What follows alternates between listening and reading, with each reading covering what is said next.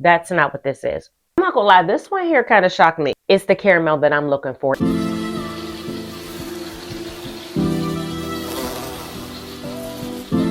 Welcome back, my loves, and if you are new here, I am the Sensei, and welcome to my channel where every day smells like cuteness, confidence, and a little bit of luxury. If that sounds like your thing, I welcome you to join the family and become my sis or bro.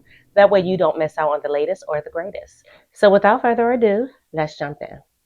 So today I am going to be doing a quick review on the newest release of the Marc Jacobs Perfect line, and this one is going to be Perfect Absolute. I've been noticing that this perfume has been strongly recommended on all of the lists I've been seeing for the Sephora hauls. People have been shopping for this, and has also been recommended to take advantage of it with the Sephora discounts and the upcoming Ulta 25% coupon that I know we're all waiting for later on this month. So I just wanted to give everyone a quick review on Marc Jacobs Perfect and just give a quick comparison of how it differs from all of the others in the range. So for those who are not familiar with the Perfect line, Perfect Absolute is going to be the fourth flanker in the range. We have the OG Perfect that came out in 2020.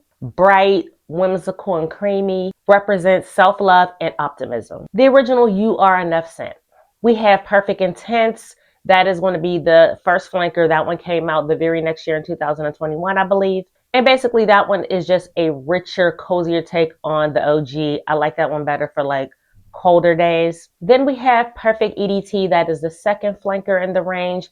And that one is more of a lighter, fresher, airy, I would say more youthful in my opinion as well. Perfect for spring and summer weather. Then we have Perfect Elixir that came out in 2023. This one is more sweet, sensual, and romantic in my opinion. One that I will reserve more for date night. Then we have Perfect Absolute, which is the fourth flanker and the most grown, sexy, and sensual of them all in my opinion. So before we get into the review, you know over here we always have to go over the presentation. We have this gorgeous deep dark purple bottle with the gold lettering with the over the top that Perfect line is famous for. I personally do not care for these tops. They personally remind me of a junk nail, but for some reason, I think I kind of like this one. Actually, no, I do like this one. I do like this one, and I don't know why. It just does not disturb me as much as the others. And as far as the box is concerned, this is the standard designer box that all of the Perfect perfumes pretty much come in. Nothing to run home and tell your mom about. And the note breakdown in Marc Jacobs Perfect Absolute are going to be top notes are fig and caramel, middle notes are jasmine, and the base note is amber. And I'm just going to spray this a little bit just to familiarize. This is so good. And I'm not gonna lie, this one here kind of shocked me. It went into a totally different direction than what I was thinking. Now, on initial spray, this opens up with a mouth-watering fig glaze. Surprisingly fruity and slightly candied, but not sugary. So if you are one of those people that saw fig and thought that this was going to be like a fig Newton type of fig, that's not what this is. Which was disappointing, but exciting at the same time. Disappointed because I was hoping for like a figgy, thick caramel gourmand. But at the same time, I was excited because I didn't know what to expect afterwards. But overall, I love the way it opens up. It opens up beautifully, bright, fruity, and then it eventually slips into this silky jasmine. The way they did the jasmine is very sensual and creamy, softening the fig and adding some satin petal texture. It's really good.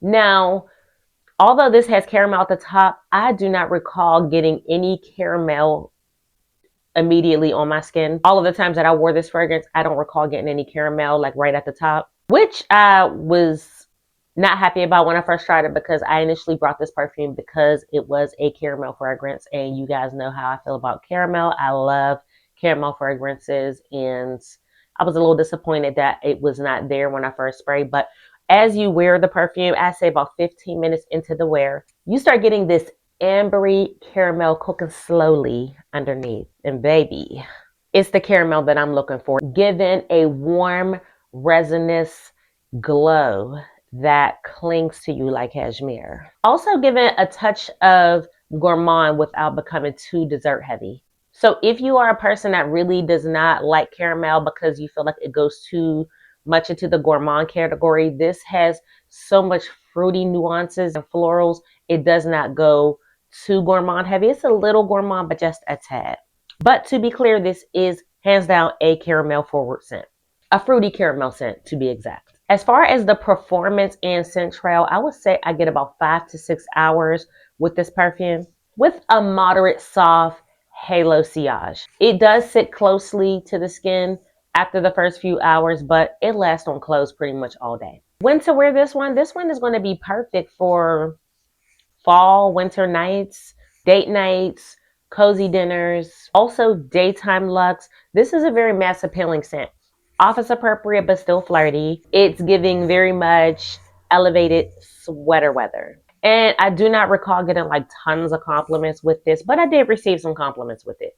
What shocked me because it smells so delicious, I just didn't understand why compliments weren't falling off the bone. But I'm learning that you can't always go by compliments because not everyone is going to compliment your perfume. Some people think it's weird to tell somebody they smell good. And it might be hard to believe, but some people are haters and don't want to tell you you smell good. Like you could be gifting them with the best smell their nose have ever smelled and they still will not tell you.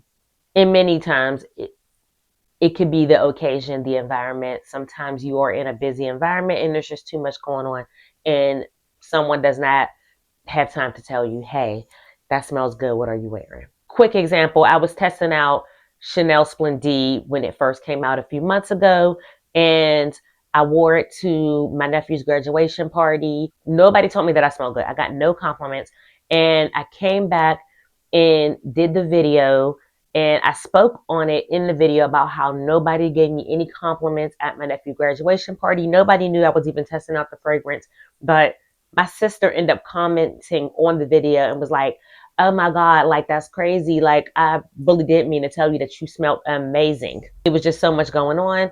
I forgot to tell you. And then by the end of the day, like it was out of my mind, but you definitely did smell good. So that is a perfect example of an environment being too busy. So question, do you need this? If you love soft gourmands, florals, fig notes, warm ambers, and want something that is feminine and polished, or are you just a fan of the perfect line and just want this gorgeous bottle, then I said go for it. But I would say skip this one if you prefer more citrusy, airy perfumes or things that are super projecting, because I wouldn't say that this one is a beast mode perfume at all. As I said, it's moderate. People will smell you. But if you are just a collector, I would say this one definitely stands on its own from all of the other perfect perfumes. I think that this one is the one that has the most personality. I think this is the one that really stands out from the rest and it smells different. Don't get me wrong, I absolutely love the OG, but this one is definitely my favorite of the bunch. And as I said, I feel like they do really well with their flankers. Their flankers all pretty much smell different, but yeah, this one is definitely a good buy. So in other words, you can buy this one without feeling like you wasted your money, even if you have the others. So in conclusion, I would say Marc Jacobs Perfect Absolute takes everything that we love about the perfect line and turns it into something that is polished and soulful. Just like the others, I find this to be a mass appealing fragrance. Nothing groundbreaking, but it's sexy. It's sensual, it's caramel, just how I like it. So if you are a fan of the perfect line and you have the intense and you have the elixir, definitely full bottle worthy in my opinion and perfect for this season. So for those who are a fan of the perfect line, tell me in the comments which one is your favorite flanker of the bunch. And if you are not already subscribed and you do enjoy my content, please do not forget to hit that subscribe button and like this video. And I thank you all so much for watching my video. And until next time, you guys have a lovely day.